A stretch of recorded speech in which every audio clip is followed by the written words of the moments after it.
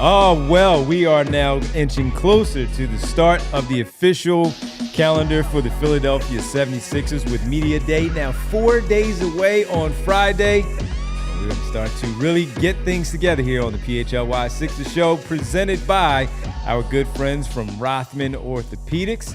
Visit rothmanortho.com/PHLY. And Ford, how many years there, Kyle? 48. Visit your local Ford store. We are coming to you live from the Xfinity Lounge. Derek, Kyle, Devon, Bree, President of Basketball Operations, with you here on the Mailbag Monday. We got a lot to get to. Quentin Grimes still has not made a decision. Are we surprised that as the world turns? Exactly. He's loving this right now. It's all about Quentin Grimes for this whole week, of course, for the last week. Taking it down to the wire, isn't he? There. Taking it down to the wire. Deadline spur action, as Kyle says all the time. Taking it down to the wire, man. So we'll talk about that, I'm sure, at some point. We'll get to a few other things. But first, off the top, before we get to our questions, the Birds, as you can see with Kyle's great pullover, the great Eagles jacket that he has on right now. They had a huge win again, undefeated, 3-0 after a huge, huge victory over the Rams. Well, you mentioned 48 consecutive years. Yeah. Eagles had gone 49 consecutive years without blocking 2 field goals in the same game until yesterday. Look at that. Jalen Carter and Jordan Davis, and in honor of Jordan Davis. The big boys in the middle, man. Getting it done, man, and then rumbling after getting that block to, why not score a touchdown instead of falling on the ground and just securing the win? You were a little nervous, though, right? Like something stupid's going to happen. That ball's going to come out, like something crazy. We have here at PHLY Victory Monday again, and you get another shirt. You get the Jordan Davis Slim. So there's a lot of people saying thick slim.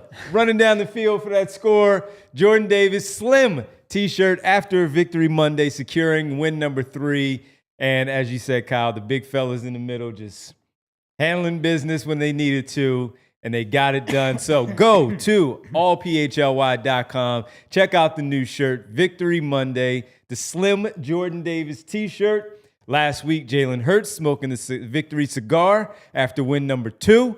So go check out the collection there at allphly.com. Go get your new Jordan Davis t-shirt. That's a pretty good run there. Pretty good run. More than pretty good. Remember like 40 years ago when people, they're just big, fat, strong guys. Buddy, someone that size, 330 plus pounds on the last play of the game, running 18 miles an hour is absolutely a mind-blowing After athlete. he blocked the kick. Yeah. Mind-blowing athleticism. Part. One thing he did right too, don't look around. Just run. Because if you look around, you're slowing yourself down. Just run.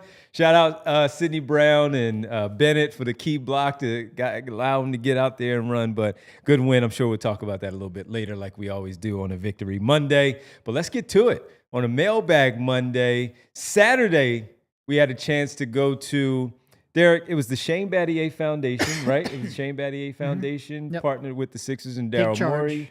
Take Charge Foundation, and they had their table tennis, their ping pong table tournament with Shane Battier in town, Daryl Morey participating, Adem Bona, Janai Broom, Hunter Salas, Kelly Oubre, all showed up and all participated in the tournament. But Daryl Morey spoke at one point after he took a break. He was real sweaty after playing a couple of those rounds. But he, gave some time to talk to everyone. And one of the questions that was asked to him was by us. And we asked him about the open runs, which he had previously talked about. And we followed up by just simply asking him who had taken on the responsibility of being that leader for these open runs, keeping things tight. Coaches can't do anything with these open runs because technically they're not allowed to take part in these. They can watch, but they can't take part in them. So it's up to the players to really conduct and make sure things go the right way. And Kyle, we've seen it a lot through the offseason with Tyrese Maxey being the main theme of the Stars, at least with the young guys and the role players there with him in the gym, of being the one that really takes on the responsibility. So with his answer, it prompted one of our mailbag questions to throw this at us to start things off on this Monday for Mailbag Monday. Veteran of the Psychic Wars, what up on a Monday? Daryl Morey spoke this weekend about Maxey taking on a bigger leadership role. He will and he will be good at it. But my question, how do you see it working? What's the leadership hierarchy on the team? How will Embiid's looming presence affect this, especially if he's playing regularly? What do you think? So, multifaceted answer. Yes. Right? I think in terms of the vocal leadership or the just, organizing, how things are run, how things operate, things like that, I don't think there'll really be any kind of friction or pushback because Joel has never been that guy, right? Like the loudest voice in the room, the guy who's saying, we're doing this, we're doing that, like this is what it means to be a 76er, right? He is not that kind of guy. And that's not criticism. He has said it himself. He talked about it in the interview he did this summer at ESPN, that he has, tried to add that to his repertoire, but mostly he tries to lead by example, lead with his play, lead with his work, and so on and so forth. And there are different ways to lead anyway. Not everybody needs the rah-rah organizational type guy, right? I think where it's more interesting is how do we line all this up in terms of how they play, who gets the most important touches, who gets the most important shots. And Joel certainly has not tried to box Tyrese out in any way, right? Despite the fact that he's been the leader in touches, he's the center of the offense, all of that. From the first time they ever played together, Joel tried to empower Tyrese Maxey, vocally tried to empower him on the floor in the different actions they run together. And when they're at their best, they're playing off of one another, right? It is not just you give the ball to Maxey and he ISOs. It's not just Joel runs to the elbow and tries to face up and jab step 15 times in a row. It's using the two-man game. It's running the pick and rolls. It's dribble handoffs. It's all the synergistic plays that they have found between the two of them, right? And they go through stretches where one guy leads where, hey, Joel might score 10 straight points. And then if Maxey's rolling, and we've seen it even in playoff games, right? Like in that Knicks series that they lose in 6 games, we saw Joel willing to step aside and say, Maxey's rolling. He's got this, right? And so it's not necessarily that one guy has to clearly be at all times, you're the number one option, you're the face, you're this, you're that. But I do think they're at an interesting crossroads where they had so many eggs in the Joel basket last year that when the season got pulled out from under him due to health reasons, they really didn't have a proper backup plan. And that's not all on the players. I put a lot of that on the coaching staff and the lack of a plan B and identity with just Maxey. But I wonder if going into this year, all parties, Tyrese, Joel, Nick Nurse, Morey, whoever it might be, go into it and look at it more as we have to run through Maxey more. It has to be more Tyrese-centric and less Joel-centric. I don't think that's the case, honestly. I do still think ultimately this team will be Joel's team in so many ways in terms of the spots he's getting the ball, how often he's getting the ball, who leads the team in scoring, and so forth. But there is more of a look toward the future, a lean toward the future. And so I think it's hard to sort out, who is the leader, who is the guy, and things like that, as long as Joel is here, because he's been entrenched so long and is still such a all-consuming force on the floor that it's hard for anybody else to emerge as that you're the guy, you're the number one option type of player. Yeah, I mean, I think a lot of times when these conversations comes up, people want everything to be binary, like who's the leader? Well, you have two very loud voices in that locker room right now. And Joel Embiid uses his cautiously. He doesn't, speak up all that often. He's more selective and picks and chooses. He doesn't want to sort of be the table setter in that regard, which makes Maxey a great fit. Because Maxey is a little more comfortable doing that. He is someone who not only is comfortable talking, but he has built up so much respect with the way that he has improved and the way that he approaches his craft that people will, he's a, former All-Star on a max contract who has improved by leaps and bounds and clearly puts in the work to get to that point. It's very easy for him to especially with his personality, to go out there and lead. People will follow him. So I think, we've seen a lot of, obviously the Sixers aren't the first team to have multiple stars, clearly, but like you've seen so many where it can go sideways with, let's say, now look, they want a lot, but like the Kobe and Shaq, always infighting, always seemingly at a fight for whose team it is. And I don't think that's at all what's going on here. I think it's just you've got one player who has elevated himself so drastically and also another player who's a little bit less reliable, and their personalities fit really well. And this is why, we've talked a lot about Maxey and Embiid's fit and the way that they were working on the court in that Knicks series, which was unfortunately very short-lived, and they've never been able to stay on the court consistently after that. But there's just such a great synergistic quality of both their on-court and off-court games and presences that you just wish that there was a longer runway to give them a chance to really, figure each other out. How about on leadership, of course, being vocal and all, but as many people have talked about when we've discussed Tyrese Maxey taking that next step, this is year 6 for him going into the year. Yeah. And with it being Crazy to think about, honestly. Yeah. That he's been here that long. Year 6 for him, we've seen where he's had to be the guy because of the amount of time that Joel Embiid has missed, and most recently also with Paul George. And he still left a lot of questions. So when he did break out, Kyle, last season after getting off to a really rough start, but then he picked it up somewhere in that December, January, where he had a month where he was just rolling. He was on fire. Team wasn't winning a lot of games, but we saw something in him. How do you feel going into year 6 with this offseason? The frustration from last year of all the losses just piling up.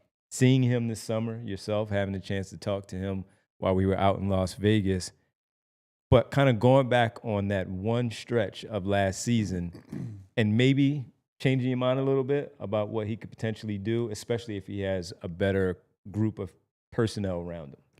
I feel great, right? Because as much as we talk about the crowded backcourt, ultimately that's a good thing for Tyrese because he doesn't have to go out there every night and every shift and every month of the season and think, I might be the only guy on the floor who can dribble. I might be the only guy on the floor with real shot creation equity, right? Like I can go out there with Jared McCain and VJ Edgecombe and Quentin Grimes and hopefully Joel Embiid, hopefully Paul George, right? There are just even Trendon Watford, right? Like he's not in the same category as a lot of those guys, but it's at least somebody they're like, hey, this is a guy who has the ability to initiate, the ability to move me off the ball, that if I get doubled, I get trapped, I can trust that if I kick the ball out and it's going to him, he can make something happen with it, right? And I think that was part of the problem for Tyrese last year. I don't blame him for this. You get a month and a half, 2 months into the season, and your team's record is awful, and you don't have the support night to night of Joel, of Paul George, right? And you can just feel like, well, I'm just going to try to take on all comers, right? I'm just going to shoot absolutely every single time that I can, because when I'm not doing that, when I'm making reads and passing the ball, I got a lot of guys who can't shoot. I got a lot of guys who can't put it on the floor and make something happen themselves. And we had these very small flashes and very small moments last year where he was able to play with Jared McCain, and they had some really encouraging performances together, but also individually, right, where Tyrese can be on the sideline and feel like, all right, we're not hopeless because I'm on the bench, right? And so I think by having all this youth and having all these potential ball handlers on the team, that's going to empower him and make him feel like it doesn't have to just be the Tyrese Maxey show, right? I think he eventually just got coerced into that to some degree. I'd say the other thing with the Joel and the leadership components of it all, because like Kobe and Shaq came up, for example.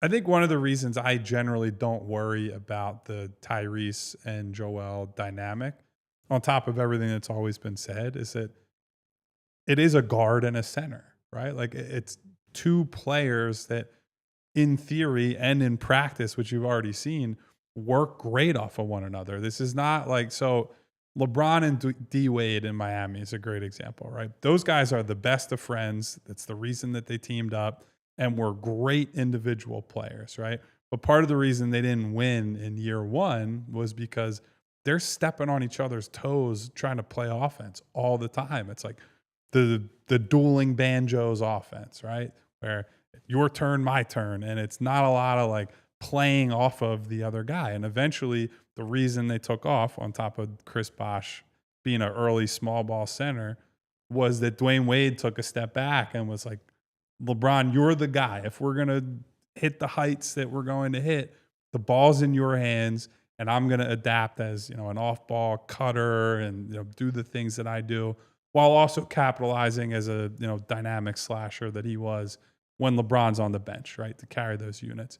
You don't have to worry about things like that with Maxey and Joel, because every action that works for one guy works for the other guy. It's just the two sides of the coin. So it's why I do generally think it's a bit of a false premise. There doesn't need to be a power struggle. There's enough for those two to eat. It's really just about everybody else and how they play off of that duo. Yeah. No, I mean, and like part of it also is, look, I don't necessarily think like bringing up what's going to change on the court. I probably don't think much, in large part because Tyrese is so much more effective when he is playing off of someone like Joel. Mm-hmm. Like when Joel's on the floor, and if he's on the floor relatively consistently, he's always going to be that number one option, in part because he opens things up for Tyrese so well, whether that's a dribble handoff game, pick and roll, or even just creating shots for Tyrese in the corner, which I feel like he hasn't gotten in the last 2 years. You'd love to see that get to be a regular part of his shot diet again. You know, the real key is that Nick Nurse and everyone else has to have a plan B for when Joel's on the bench. You have to have some go-to action, some go-to pairing, some go-to sets that you can get good offense for Tyrese, not just try, you know, give the ball to Tyrese and try to go to work. So I think a lot of the change is going to come when Joel is on the bench. And that's more, they just have to be much better prepared for it. And hopefully the influx of talent, Paul George being in the lineup more consistently than he was last year, Jared McCain having a full season and a chance to develop some chemistry between them. Obviously, Quentin Grimes, who in the first half of the year, and quite frankly, Tyrese didn't play a lot in the second half of the year, or at least down the stretch. Having Quentin Grimes on there theoretically still, come on, Quentin. And having VJ. We got plenty of questions about him this week. There's just so many more options for Tyrese where everything doesn't have to fall on his plate. Now Nurse has to get creative. That creativity that we were built when they hired him, we need to see that this year. Second and third offenses, man. Got to have it. The numbers reflected it as well for Tyrese Maxey. In his last season, this was the worst shooting from the field goal percentage and three-point percentage since his rookie year. For the field goal percentage, he dipped all the way down to 44%, which was the lowest of his career. And for his three-point percentage, his rookie season, he only took about 2 3-pointers a game, and we know he only played – well, he played 61 games, but he didn't play a lot. 15 minutes a night. 15 minutes a night. Role. Right. So he shot 30%. Year 2 and 3, he shot 43%. Year 4, taking 8 threes per game, he shot 37. Last season, he upped it to 9, and he shot 34% from 3. And again, without that other talent on the floor to balance things out, there's a lot falling on Tyrese Maxey. So we would expect that once again with Joel Embiid, Paul George, and the rest of the talent that the guys already mentioned, things could get back to normal for Tyrese Maxey this upcoming season. When we come back, we'll get to our next question here on a Mailbag Monday. You mentioned Quentin Grimes, Kyle. I'd imagine one of those will show itself here on the show on this Monday. So we'll do that on the Victory Monday for the Birds. We have 4 days away from Media Day for the Philadelphia 76ers. I think Brooklyn starts tomorrow, Media Day, and I think the Knicks are tomorrow as well. There were some people that incorrectly said on social that the Sixers were starting tomorrow. That would be news to all of us since they sent us the advisory. It's Friday, so Friday is Media Day, everybody. Yeah, the New York teams are earlier than the Sixers, so there's that. So when we come back, we'll get back to our questions here on a Mailbag Monday live from the Xfinity Lounge. Guys, just imagine you were at a house yesterday, you're lining up for that game-winning kick, your internet starts stuttering. That would you be brutal. You hear your neighbors down the street celebrating, and you have no idea what's going on. If that sounds like your own personal version of hell, you need Xfinity. So if you call yourself a sports fan, you have to have Xfinity. It's the ultimate sports destination. I can find the best games and my favorite teams all in one place. And the way that I watch, it's next level. Got all the action right in my living room, plus Xfinity's best picture and sound with enhanced 4K. It's so clear that it feels like I'm in the arena. Sometimes I even have 4 games going at once, because why not? On top of that, I get real-time notifications and live stats right on my TV. It's the best seat in the house every time. Next game day, make sure that big fan isn't a big fail. Learn more at Xfinity.com. Xfinity, imagine that. Restrictions apply. Multi-view requires Xfinity 4K capable TV box. And of course, guys, I got to tell you about America's all-time best-selling SUV, the Ford Explorer that brings a legacy of family trust and performance. I have family trust in the Ford Explorer because I grew up in one, driving all over the place with my mom, my sisters, my dad, my whole family, going on all sorts of adventures. I want you to create some new adventures in your Ford Explorer, right? Get up to 3-row seating for up to 7 passengers. Great for road trips if you need some room to stretch out. Available in rear-wheel drive or intelligent 4-wheel drive for better traction and control. 3 different powertrain options, including a hybrid. There's the 2.3-liter EcoBoost i4, the 3-liter V6 EcoBoost up to 400 horsepower, and that hybrid model will give you up to 500 miles of driving range. We all like that because we're paying quite a bit at the gas pump. Am I right? Plus, it's got Ford Copilot 360. It's a suite of advanced driver assist features. Kids are screaming at you from the back. You got to make sure you're staying on track. Ford is going to help you out with that. There's a terrain management system as well. So if you're driving through snow, sand, or you're towing or hauling something, you're going to be prepared with the Ford Explorer. It's built for families, but ready for adventure. For more information, visit your local Ford store. Welcome back to the PHLY Sixers podcast presented by Ford. As Kyle just told you, we also have to tell you it is still the month of giving here at PHLY, the network overall, the month of giving with BBBS. Yes, the Big Brothers, Big Sisters, celebrating the month of September. A moment together can spark endless laughter, and we're asking you to sign up to become a big. Mentor movement has been persisting for more than 120 years. During Big Brothers Big Sisters month, we celebrate matches at every stage, and with 20 million BBBS alumni worldwide, their stories make up the foundation of Big Brothers Big Sisters impact and longevity. And you can join us in celebrating the stories that have been shaped over the years for the history and will continue to inspire through tomorrow and even further. Sign up to become a big once again at bbbs.org. And if you still have not donated, and you can, and you're interested in doing so, you can go to the website, bbbs.org, or here on our page while we do the show, you can scroll down, hit the donate button.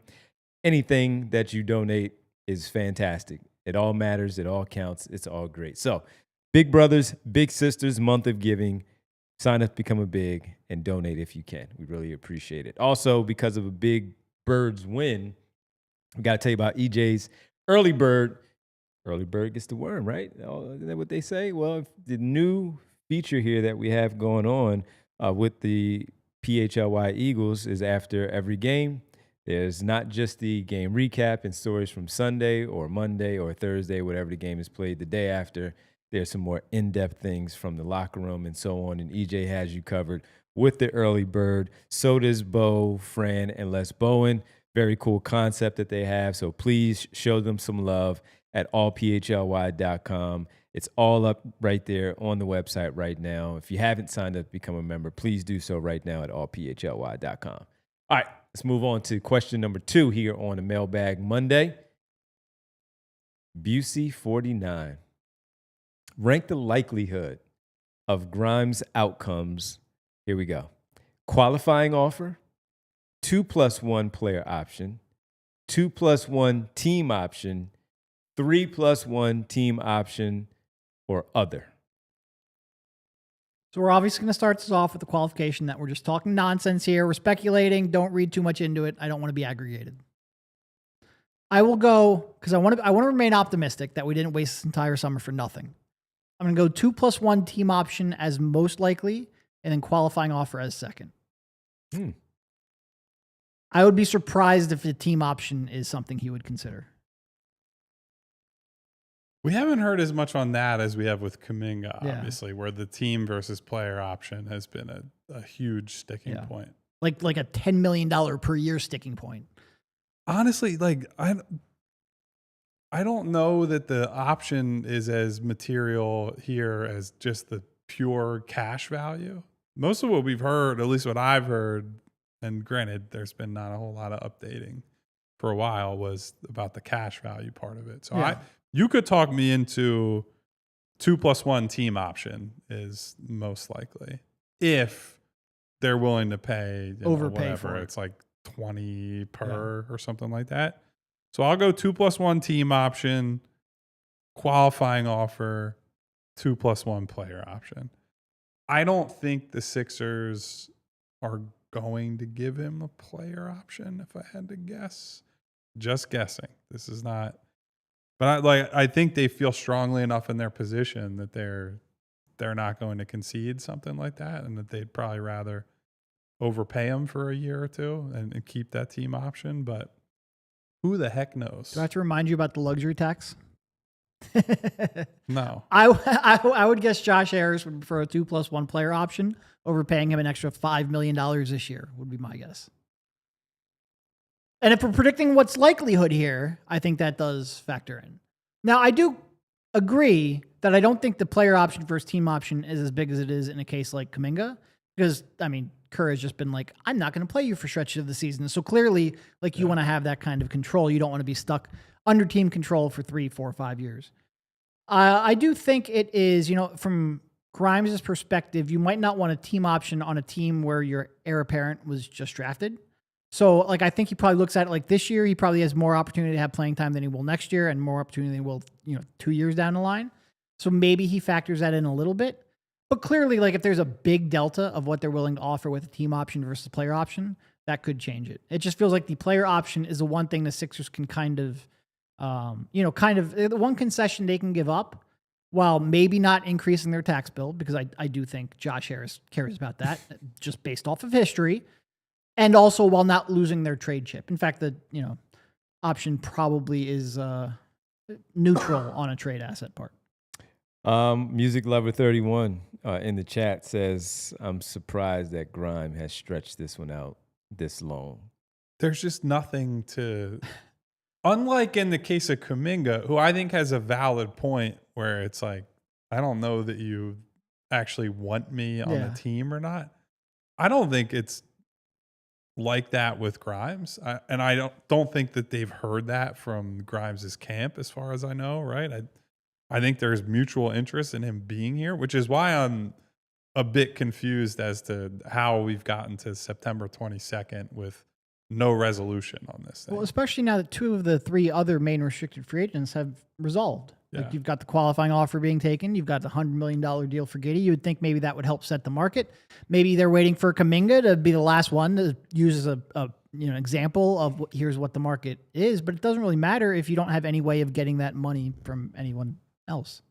No, even when you guys were saying it at the very beginning to don't hold your breath, wait a little while, it's going to take a bit. I didn't think. I wasn't thinking late September. No, I figured end of August, day. early September would have been my estimate, I think. I remember when it was controversial, or at least people expressed some level of shock when you said, like, oh no, this could go into August. Boy. It's a week Wish of we could media see day. those people now and say, we tried to tell you, but yeah, even at this point, I think this has passed all my expectations for how long it was going to So I will ask again, will he be there on Friday? No comment at this point. I certainly wouldn't put money on it. No, because he won't either right now. All right, let's get Because it's not October 1st. So October 1st. He doesn't have to be. Yeah, let's get to the next question, Bree. Ecstatic Eagles fan. You should be after a win like that, comeback. What are you looking forward to hearing speak the most at Media Day? Who are you looking forward to hearing speak the most at Media Day? Joel. It's always Joel. Especially when there's so much uncertainty around him and he hasn't addressed, I'm sure the ESPN article is going to come up at some point. I'm sure his health is going to come up at some point. How much work he's been doing over last month is going to come up. How's his knee feeling? Like, there's just so many little pieces, not even little, so many massive pieces of information that you need to get from him. It is far and away Joel. It's always Joel. It's always Embiid. Number one, he's the most interesting quote on the team. Yeah. And we get more insight from talking to him than we get from anybody else on the team. And that's just because he's honest and he's a little chaotic, quite frankly. And I would also say, I'd remind everyone that we've gotten to see and talk to a bunch of these guys this summer, right? So like McCain, we saw out in Vegas. VJ, we've talked to quite a bit at this point. We saw Maxey out in Las Vegas, so we at least got like a midsummer check-in with him. Watford, we talked to probably twice now, I think, at least, because he was out in Vegas and then had his welcome availability and whatnot. So it's not that we can't learn anything from those guys or don't want to ask anything to those guys, but Joel is like Bigfoot, right? It's like you'd see him pop up in a Instagram post. It's like, oh my God, there he is. He's skinny. He's in shape. He's got no brace. We're just like flying off the handle, but we have not heard from him. We just see these pictures, right? So he's number one pretty easily. And then like Daryl Morey, probably number two, but that's because, again, we don't talk to him on the record all the time, and he's going to generally be expected to talk more than probably everybody else. I'm curious about Paul George a little bit, Yeah. as one. And I mean, no surprise, another star of the team, but because of last season, disastrous season that it was, the last time we heard from him was when they shut him down. Was there anything postseason? Was there any exit interview with him? Or because he was hurt, he didn't have to speak at the end of the year? I don't remember if he had to say anything. But Paul George. And he especially did talk. with I don't know if it was the formal exit interviews. He was one of the guys who said after the season ended, like, look, we got to put our heads together and be closer this summer. But that might have been a locker room, like, hey, I'm here tonight. Yeah. Let's do this now. So, yeah, and I think because of the injury, again, even though we've seen him in pictures, we've seen now pictures here in Camden on the social media for the Sixers, but I want to know where his mindset is right now, going in. Another injury going into the season. How you gonna get ready for the season this way? And someone has to ask him, I'd imagine, about what he said on what was it, iSpeed's live stream of Los Angeles and Philadelphia. Hell no, I'm from the West Coast, so I am curious to hear from Paul George. And our buddy Austin tells us he did speak formally after you. Let us know. So I just think that number one, we want a health update. Like, when are you expecting to play? it's important. We just have no idea. So that's a very big priority. But yeah, this one is very easy. It's always Joel number one.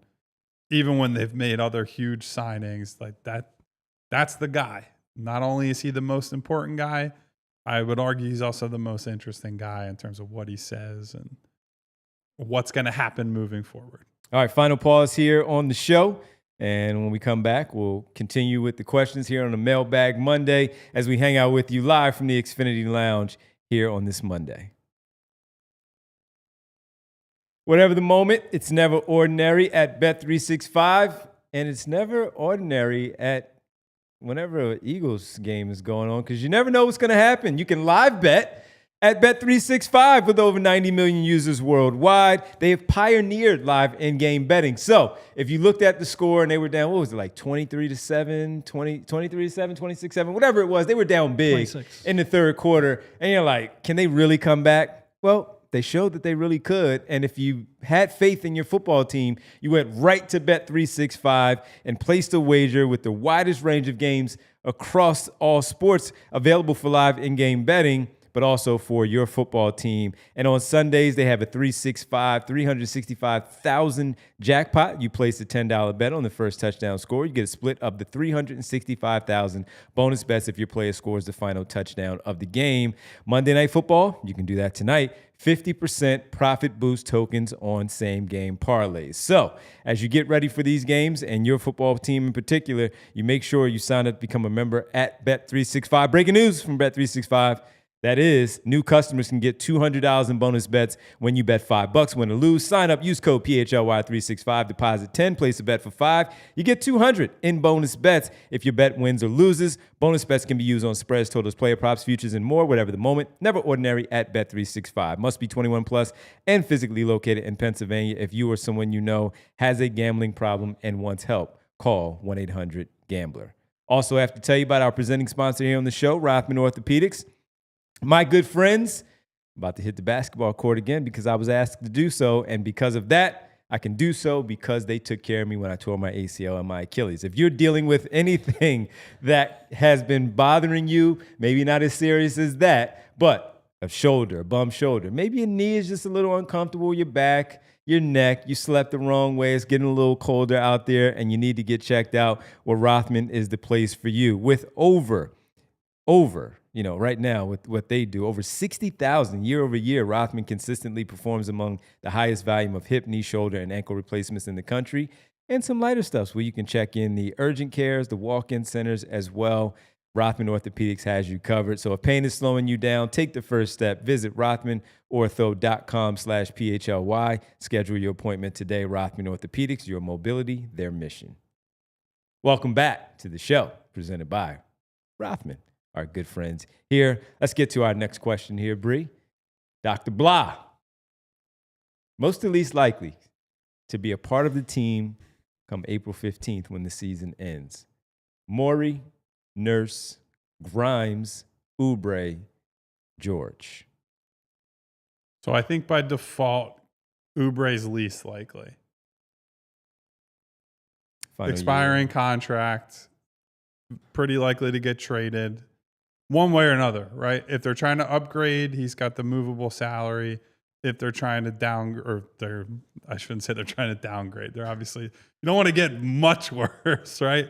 But if they're stuck or just not in a position trying to to be duck pushing the chips tax. ducking the tax, he's an obvious candidate. I don't to go. I don't want to agree with you because there's some very passionate Kelly fans in the chat right now, but you're not wrong. It's not not agreeing, really. you're not wrong. It's not commentary on Kelly. It's more the contract situation. Yes. Guy who's going to be an unrestricted free agent on an expiring, most likely to move. After that, well, I would say this: the bookend on the other side, Paul George is the most likely guy of that group to be here because he's not getting moved. I think it's borderline impossible to move him right The now. difficulty with the contract. So, like, the odds that you want, but more specifically can trade Paul George in the middle of this season, it's just not going to happen. So he's most likely to be here. So it's the middle group. It's 2 through 5. So it's Paul George most likely, Kelly Oubre least likely to be on the roster. We got Daryl, Nurse, and and Grimes. Okay. I think Nurse and Morey are pretty connected, right? I do think that there's a world where Nurse could get fired early and Morey somehow saves his job between then and the end of the season. I don't think it's particularly likely. No, but I think it is higher than Morey. So I think Nurse is less likely to be here than Daryl. I agree. Grimes, you could tell me almost anywhere, right? I don't know. I think by default, because he hasn't signed anything, I don't know. No, and I I don't know think what to do with him. first of all, I think that's 100% right. I think Nurse and Morey are tied, but Nurse has less of a chance of being here just because nobody really fires their GM midseason. Some teams will fire their coach to try to get a spark. Yeah. So it might be just like a couple of percentage points less likely to be here than Morey, but it's still less likely than Morey. And Grimes is impossible to answer because, like Kyle said, we don't know the contract. And, if it's on a qualifying offer, well, then he's going to be here because he has no trade value because of the whole bird rights nonsense with this convoluted CBA. But if he's on like a 2+1, that's a reasonable contract, all of a sudden he kind of falls into that Kelly bucket. Probably not as likely to be traded as Kelly because he does have multiple years left. He's not a impending unrestricted free agent. And a team has to actually want Quentin. Like, it's not like his trade value dries up if he's not traded by February. You still have him for next summer. So it could be anywhere from, him being one of the more likely ones to be traded to him being almost guaranteed to be on the roster. It's really tough to argue or answer until we get that contract. Season will tell us a lot when it comes to a question like that and more. Let's get to the next one, Bree. Hedfa. What up, Hedfa? Been a while. Which current Sixer would be the most likely to pull media day shenanigans a la emo Jimmy Butler, and what would those shenanigans be? I mean, it's got to be Joe, right? No. Not like the exact same, but I think it might be Kelly, honestly.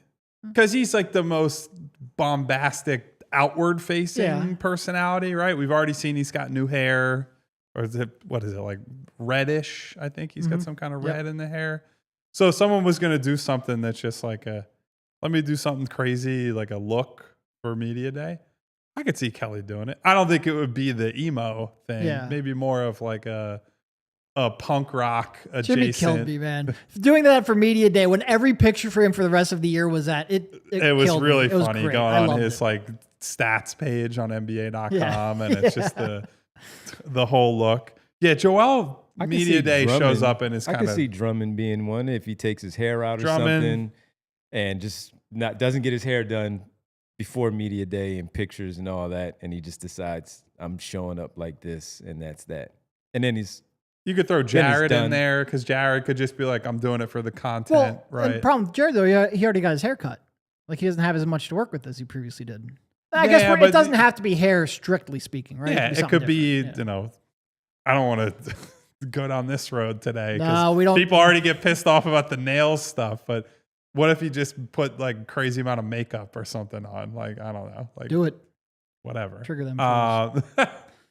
Yeah, so I think Kelly, Drummond, Jared are three guys I would consider. When he did this, man, it was Jimmy Butler. This was wild. But yeah, like Joel, I don't think is super likely because he normally shows up and it's just like, oh, like I got to do all the media day because he knows everyone wants to talk to him. He knows he's gonna have to talk for a long time, whether it's to the beat reporters or whoever's podcast he's gonna go on. So he tends to keep it pretty. You could see him doing like the cornrows or something, though. Yeah, but I don't think that falls in the Jimmy category. No. We're talking about something off the wall. But I also don't think it's all that likely anyone does anything truly off the wall. No.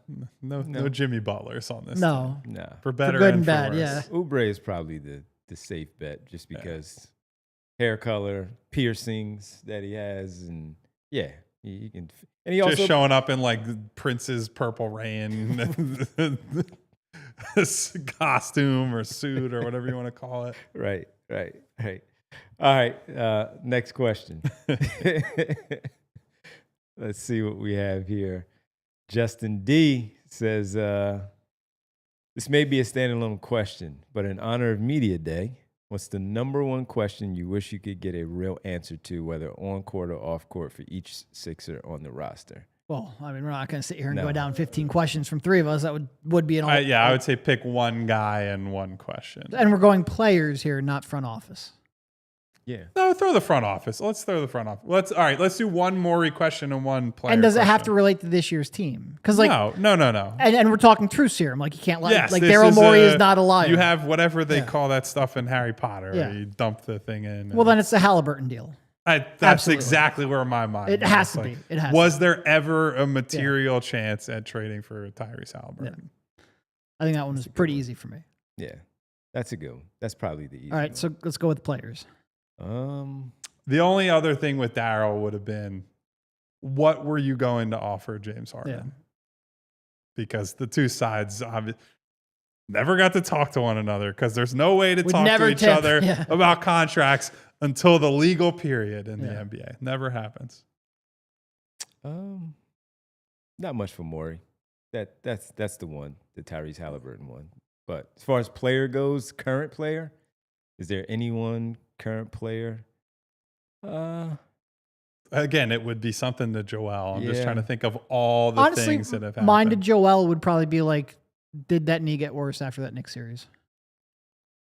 Like, did you continue feeling pain after that dunk? Did that exacerbate Or like it? the Olympics too, Yeah. right? Like the whole summer. When did you know things were not Yeah. how they were supposed to be? That'd definitely be up there. Then again, there's so much that he's been privy to over the last 11 Right. There years. are a million questions you could ask him. That's why the one question is a tough one. Yeah, I don't have anyone else that on this roster that I would really want to ask a question to. Because there are a lot of young guys. Yeah. Right?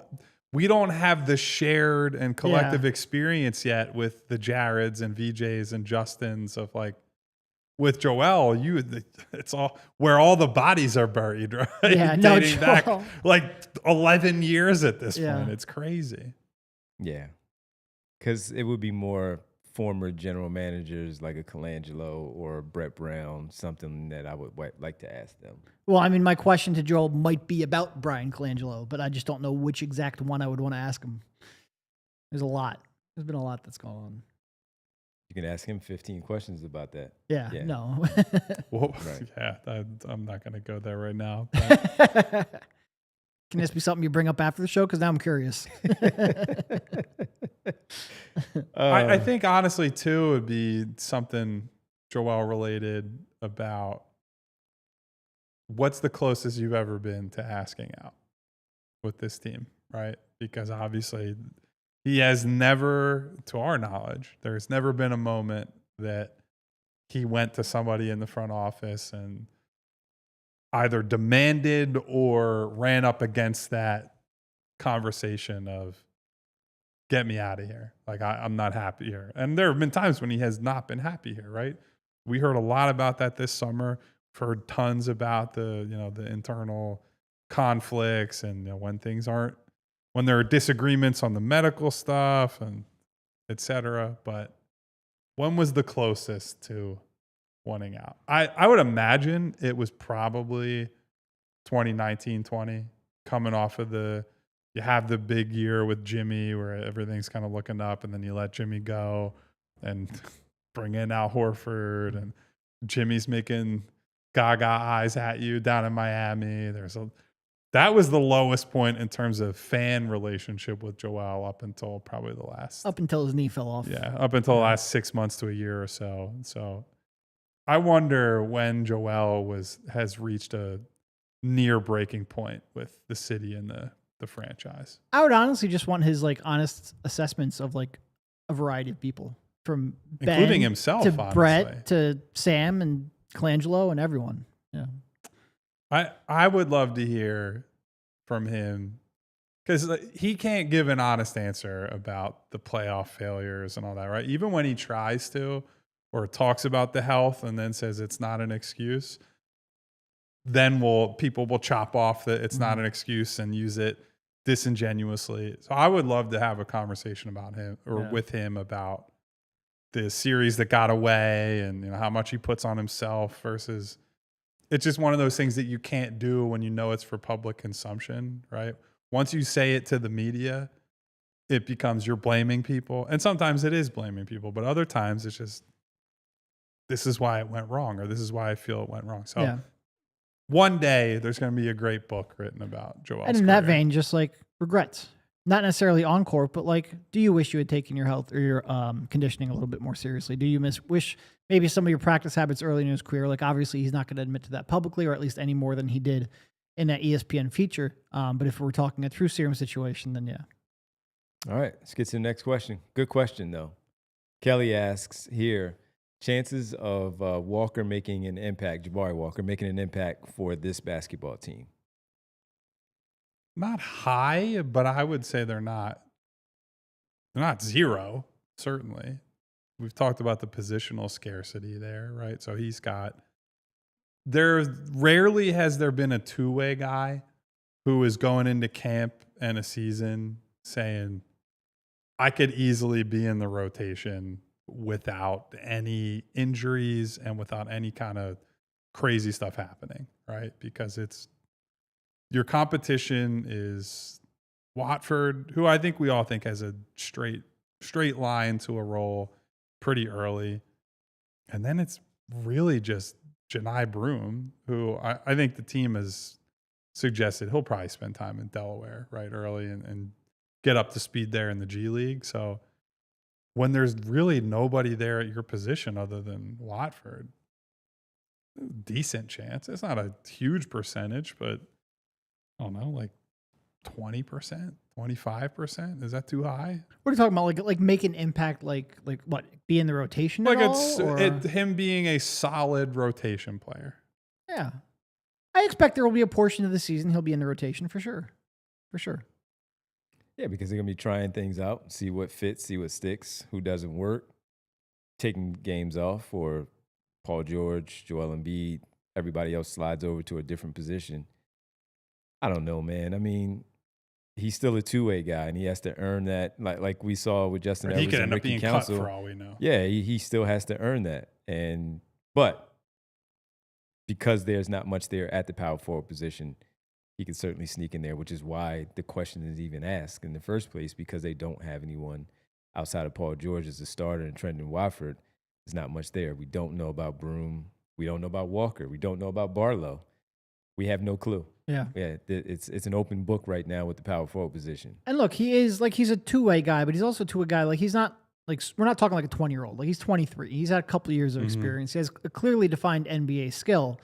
So I figure they picked him up thinking they could utilize that clearly defined NBA skill. Like, yeah, he's got a little bit of untapped upside because he shot the ball pretty well last year after not shooting the ball well the first 2 years. Really low volume. You don't know how true that is. But I think you're mostly signing him because you feel like he can be sort of that 4A player who maybe has a chance, if that shot is legit, to grow into more. But I think they probably realize they could use someone who's a really good rebounder. With this team, not Portland, not Atlanta, where these two guys were before, who do you have more intrigue for? Is it Barlow or Walker? Since they're both on two ways for this team. Probably Walker, just because there is that clearly defined NBA skill. And if that shot comes around, he's able to get that off with a little bit higher volume, then I think there's a role for him. So I think he has an easier pathway to a role. Yeah, I think it's Walker. And I would say this, right? Like, I think with Watford, despite being the leader in the fake clubhouse here, because we haven't even seen these guys play a second with this group, Watford could go one of two ways, right? Devon, you've talked about he's got this skill set that he's played with in Brooklyn where he got to create and he got to do this, and he's never gotten to play with a ton of talent, right? So you put him on this team. Let's see what happens. Maybe it ends up working out great, that he can show some new stuff and it all works out fine. And then there's just the other side of the coin where it's like he did have the deck kind of clear for him in Brooklyn where he could do the things we already know he's good at, but we have no idea how that translates to a winning situation, right? So depending on what he does, that'll have a huge impact on Walker and Barlow, because if Watford is ascending, if last year was more about this guy's just getting better as a basketball player and not about Brooklyn being a terrible team who just gave him more opportunity, then you're going to watch more progress and more things come out in Watford's game. But if that doesn't happen, then Jabari Walker is a guy that I think you look at and say, his skill set is an immediate fit. And we have certainty about what he brings. And it makes the most sense of anyone in this group for this team who just needs rebounding, who just needs defense. They have all the other stuff kind of locked up. So a lot of this hinges on where you think Watford ends up this year. And if they're good and we get to the trade deadline, that might be something where it needs to be addressed, and it has to be that position. I'm pretty sure we got a mailbag that was like, could Jordan Davis play the 4 after yesterday, right? Should be able to set some good screens. Which, shout out to Jordan Davis, obviously, but that does say a lot about it. Does seem like his primary career is working out well for him. He's probably not going to try to pick up a second hobby. He has been balling first few weeks of this. He is making himself some money. All right, let's go to another one here, Bree. Valerie. Hey, Val. Who on the Sixers' current team would you like to interview live on the pod before the start of the season? Running theme today. It's always Joel for me. And what's your burning question? I'm just going to strike Joel from the conversation because we've just hammered it's got to be Grimes at this point, right? It's like, buddy, what the hell is happening? If we could get a Quentin Grimes sit down the way the Hoop Collective got Kuminga's agent the other day was on the pod, that'd be great for us, right? Yeah. So I would love to just kind of get in his head and talk through things with him. Like, brother, why haven't you signed a deal? Yeah, that would be good. Question number 1. And number 2 and number 3. So, no, I agree. I think that's the answer. I think the second one would just be Jared. Just a combination of both. Like, he's obviously, had a lot to work on here since the injury and the rehab and the recovery. What he's learned from, the first year and how he's attacking the second year. And also he's just a good kid who enjoys talking. And I think that would come across well in a pod. So I think it's Grimes for the information and Jared just because I think he'd be good at it. Yep. All right. Got another one, Bree? All right. Let's run this last one here from Chase. What are your thoughts on the Sixers bringing back the AI era black uniforms and matching court for 14 games this year? We like it. Fine by me. It's cool. Give the fans what they want. Yes. It's been years. I think it's great to get fans pumped up. Like, I think there's real excitement for these jerseys. I think the implementation of it has probably, I think I have enjoyed it now that we've seen more images of it than I was expecting to enjoy it. And there's also just like, again, I've said I don't think these jerseys are perfect, but there's just such an undeniable pull of, reliving the past and nostalgia that has triggered more in me than I expected. I think I'm very happy with it. And I think it's gone well so far. Yeah, it's gonna be pretty cool. I wonder if we'll get a little sneak peek on media day. Maybe one of us catches them somewhere walking into some room where they have their uniform on. Get a little tease of what that might look like. But if not, I'm excited to find out when they actually do wear them, how cool it looks. Started off, what was it, the Milwaukee Bucks, Bree, or the Raptors? Which one was it to start off?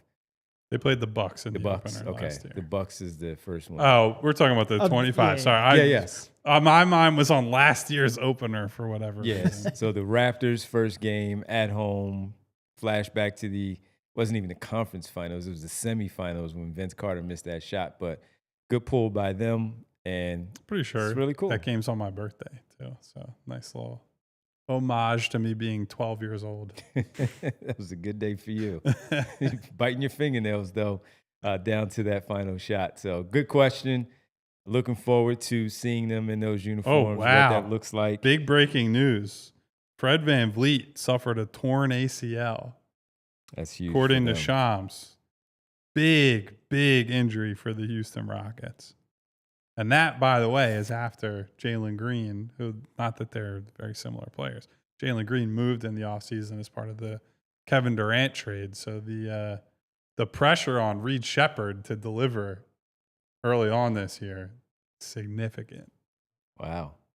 Yeah, you look at that. They were talked about as being, a top 4 team out there in the West, in that loaded West. They were already, they were the 2 seed Yeah. last year, right? And they added Kevin Durant. So, yeah. Wow. It was That's like the rough. one spot where they couldn't afford to lose anyone. no, yeah. Like, listen, I know they're very high on Reed Shepherd, despite the fact that he had a pretty, I'll say up and down, but the real description would probably be a rough rookie season.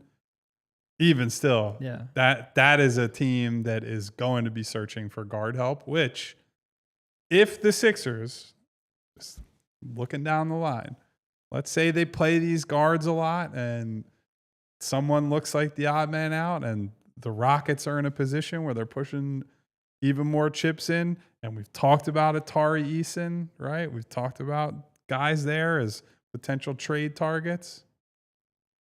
Keep an eye on that. That's all I'll say. So right now, Reed Shepherd, Aaron Holiday is back on I think a 1-year deal, 2-year deal, whatever it is. Amen Thompson handled the ball a lot last year. Right, like he's going to get the ball in his hands a the ton. ball a lot. but- So I wonder if Ime just switches it up a little bit, goes a little unconventional with that. Also out, Cam Whitmore is in Washington now. He's no longer in Houston, so that's another guard. So Green out, Whitmore out. Yeah. I mean, look, when you have like Şengün, like you can be a little bit more creative in how you go about initiating. And Durant. Yeah. They just didn't have all that much depth there. Listen, man, You still I've gotta get seen the ball Kevin across Durant play court. when he doesn't have enough real guards around him. It doesn't usually end up well. They are going to need a guard. They are not contending without getting another guard. Yeah, that's going to be hard to ask Reed Shepherd right in that West. And like, I love Amen Thompson, right? Absolutely love him as a young player. But the guy can't shoot, right? That's his major flaw right now. And if that's your lead ball handler, your table setter, there's going to have to be significant growth there from him, or the rubber will meet the road. I'm trying to think of other teams where they can maybe poach a guard from and get some help. All right, let's make sure we let everybody know. Thank you on the television side. We're headed to overtime at allphly.com after that breaking news about VanVleet. Stick with us here at the PHLY Sixers Podcast, allphly.com. We'll see you tomorrow at 3 p.m. Interesting. I would think like a bad team maybe try to sneak something, steal something from them. Like Colin Sexton would have helped if he hadn't been moved right away, just for immediate if they were to do that, but he's already gone. He's in Charlotte. And yeah, but we'll see. We'll see. Interesting development right before training camp starts. That stinks for them, man. That's rough. Obviously, wish the best to Fred VanVleet. That's a bummer because big time competitor. Didn't they good player? Didn't they redo his contract also? I think they redid his contract. Yeah, they did.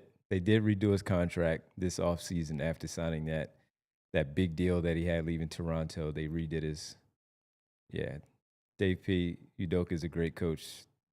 He'll figure something out. He's a great coach, but he's a great defensive coach. Yeah, right. They have to figure something out. And VanVleet specifically had value for that team. Like, is a good point of attack, defense, leadership, all that type of stuff. But great shooter, or at least career shooter. He didn't have a good year shooting the ball last year, but he's one of those guys that he's a high volume and normally pretty high efficiency shooter on a roster that has not had lots of those, right? So losing him is tough unless Reed Shepherd is able to have a breakthrough year here in year 2. So we'll see. Yep. Wow. Tough news for the Houston Rockets. Rothman, man. ACLs. Just comes back to Rothman Orthopedics.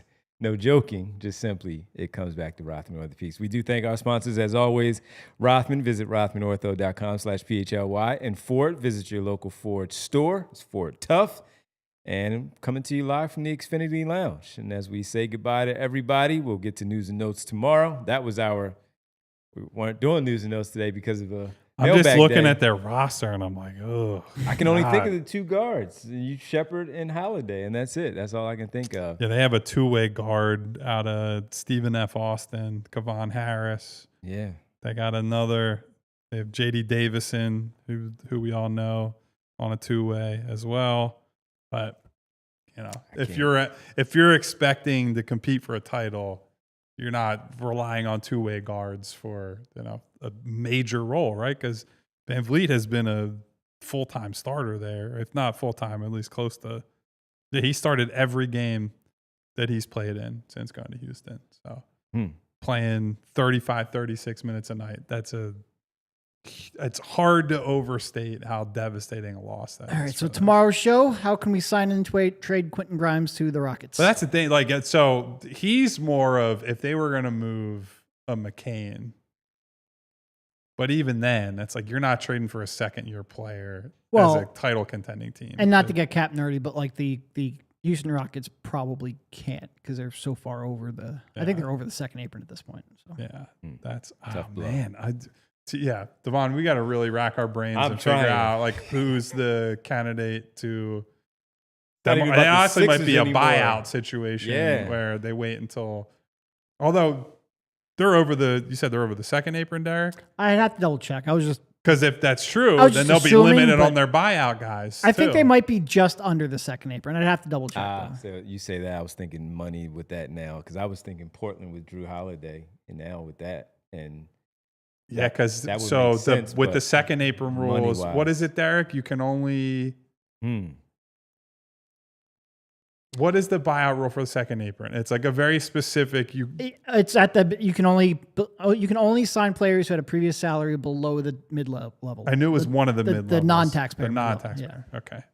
It's too many rules. Yeah, too many rules. Why can't we just say Drew Holiday? You're going to Houston.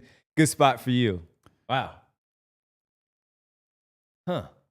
Yeah, we'll talk about what Kevin Durant gets for cheating the game going to Golden State. Hey, Aaron, Ben Simmons to Houston. Little point guard duties. Oh, yeah, another guard who can't shoot. Just Good what call. you mean. Get him on a minimum, though, or a little bit over the minimum since he doesn't want the minimum for the vet. All right, let's get ready to say goodbye to everybody. We'll be back tomorrow at 3 p.m. It's the world famous The Roll Call. Whoever is in here as part of the supporters club, I want to see those roll call emojis in the chat like I just sent. Thank you, everybody, for being here, including Futz, who is here. What up, Futz? One of our supporters club members. I better see that roll call emoji, my friend. Thank you, everybody who was here to hang out for the show. And obviously, once again, send our best to Fred VanVleet. Thank you to Music Lover 31. Play that music. Ron, Jeffrey Stewart. What up, Jeff?